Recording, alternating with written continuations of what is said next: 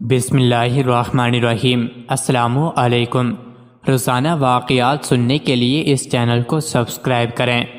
حضرت سعید بن جبیر رضی اللہ عنہ فرماتے ہیں کہ ایک بنو تمیمی شخص نے اپنی اسلام لانے کا یہ قصہ بیان کیا کہ ایک مرتبہ مجھے ایک سفر کے دوران ایک بہت بڑے ریگستان میں رات گزارنا پڑی۔ اس خوفناک ریگستان میں میری اونٹنی میرے ساتھ تھی اور میں بالکل تنہا تھا۔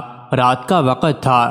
میں نے اونٹنی کو ایک جگہ بٹھایا اور خود لیٹ گیا اور سو جانے سے پہلے میں نے یہ پڑھا، اس وادی کے برے جن کے ساتھ میں پناہ مانگتا ہوں۔ یہ پڑھ کر میں سو گیا۔ سونے کے بعد میں نے خواب میں دیکھا کہ ایک قوی ہیکل جوان جس کے ہاتھ میں ایک خنجر ہے آیا اور آتے ہی وہ خنجر اس نے میری اونٹنی کے حلق پر رکھ دیا۔ یہ دیکھتے ہی میں گھبرا کر جاگ اٹھا اور ارد گرد دیکھنے لگا، مگر کوئی چیز نظر نہ آئی۔ میں اسے یوں ہی وہم و خیال سمجھ کر پھر سو گیا۔ دوبارہ وہی جوان ہاتھ میں خنجر لیے نظر آیا۔ اس نے خنجر پھر میری اونٹنی کے گلے پر رکھ دیا۔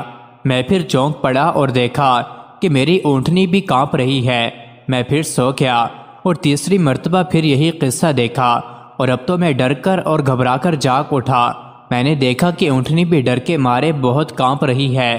میں نے پیچھے مڑ کر دیکھا تو وہی جوان ہاتھ میں خنجر لیے کھڑا نظر آیا، اور اس کے ساتھ ایک بوڑھا شخص بھی دیکھا جس نے اس جوان کا ہاتھ پکڑ رکھا تھا اور اونٹنی کے قریب آنے سے روک رکھا تھا، اور وہ دونوں آپس میں لڑ جھگڑ رہے تھے۔ تھوڑی دیر میں 3 بڑے بیل وہاں آ گئے، اور اس بوڑھے نے اس جوان سے کہا کہ ان بیلوں میں سے جو بیل چاہو اس میرے پڑوسی آدمی کے اونٹنی کے بدلے میں لے لو، مگر میرے پڑوسی آدمی کی اونٹنی کو ہاتھ نہ لگاؤ۔ چنانچہ وہ جوان آگے بڑھا اور ان بیلوں میں سے ایک بیل اس نے پکڑ لیا اور اسے لے کر وہاں سے چلا گیا۔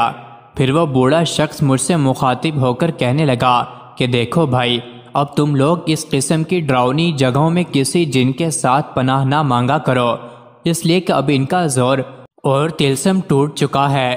اب تم یوں کہا کرو، میں محمد صلی اللہ علیہ وسلم کے رب کے ساتھ پناہ مانگتا ہوں اس وادی کے ہول سے۔ میں نے کہا کہ یہ محمد صلی اللہ علیہ وسلم کون ہیں؟ اس نے بتایا کہ یہ بھی عربی ہیں۔ میں نے پوچھا کہاں رہتے ہیں؟ اس نے کہا کہ مدینہ منورہ میں۔ میں یہ سن کر انتہائی شوق میں اپنی اونٹنی پر سوار ہوا اور سیدھا مدینہ منورہ آ پہنچا، اور حضور نبی کریم صلی اللہ علیہ وسلم کی خدمت میں حاضر ہو گیا۔ حضور نبی کریم صلی اللہ علیہ وسلم نے مجھے دیکھتے ہی میرا یہ سارا قصہ خود ہی لفظ بلفظ سنا دیا، اور پھر مجھے مسلمان ہو جانے کے لیے ارشاد فرمایا، تو میں نے فوراً کلمہ پڑھ کر ہلکا بغوش اسلام ہو گیا۔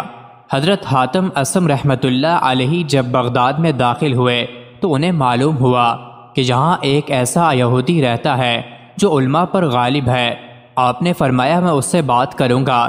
چنانچہ جب یہودی حاضر ہوا تو اس نے حضرت حاتم اصم رحمۃ اللہ علیہ سے پوچھا کہ کوئی ایسی چیز ہے جس کو اللہ تعالیٰ نہیں جانتا، اور کون سی ایسی چیز ہے جو اللہ تعالیٰ کے پاس موجود نہیں ہے، اور کون سی ایسی چیز ہے جو اللہ تعالیٰ کے خزانوں میں نہیں ہے، اور کوئی ایسی چیز ہے جس کے بارے میں اللہ تعالیٰ بندوں سے پوچھے گا، اور کون سی ایسی چیز ہے جس کو اللہ تعالیٰ باندھتا ہے، اور کون سی ایسی چیز ہے جس کو اللہ تعالیٰ کھولتا ہے۔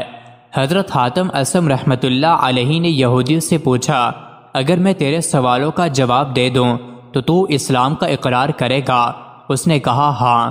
اس کے بعد حضرت حاتم اصم رحمۃ اللہ علیہ نے فرمایا کہ جس چیز کو اللہ تعالیٰ نہیں جانتا وہ اس کا شریک یا اس کا لڑکا ہے، اس لیے کہ اللہ تعالیٰ اپنے لیے شریک یا لڑکا نہیں جانتا، اور جو چیز اللہ تعالیٰ کے پاس نہیں ہے وہ ظلم ہے۔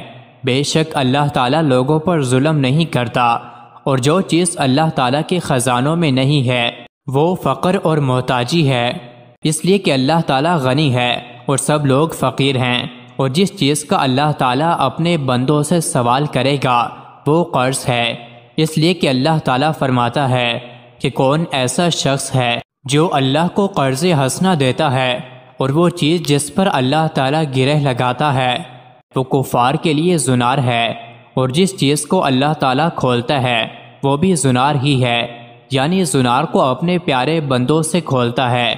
یہ سن کر اللہ تعالیٰ کے حکم سے وہ یہودی مسلمان ہو گیا۔ مزید ایسی ہی ویڈیوز کے لیے چینل کو ضرور سبسکرائب کریں۔